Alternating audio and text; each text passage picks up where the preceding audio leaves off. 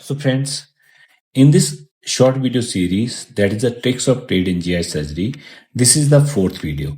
And in this short video, we are going to discuss about the Arcuate line, that is how to use this anatomical landmark while closing the midline laparotomy. So friends, the Arcuate line, which is also known as Linea semilunaris or the semicircular line of Douglas, this anatomy is just a repetition for many of you, but this is a vital information for somebody who is just venturing into the field of surgery, and while closing the abdomen he can use this information effectively. That will be helpful for the patient and for the trainee. So hopefully you have already watched our previous 3 video in this series. The first video we discussed how to go around the umbilicus while giving a midline incision.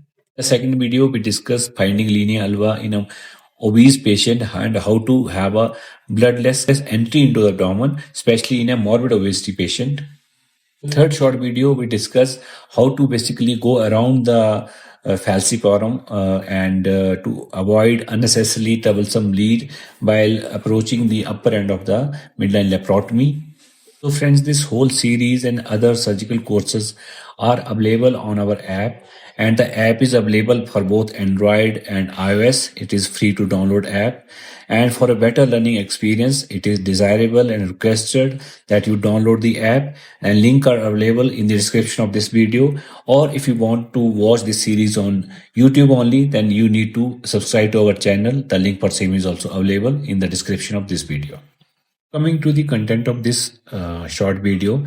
So friends, Arcuate line, as all of you might be aware, it is roughly basically if we divide the this distance between umbilicus and the pubic symphysis, it is roughly 1/3 from the pubic symphysis. In this picture it is a bit higher, so roughly it is 1/3 and 2/3 junction from the umbilicus and pubic symphysis. And as you are aware that it is the place where the posterior rectus sheath is deficient, and this anatomy will become better as we discuss in this video. And it is also the place where you will get a spigelian hernia.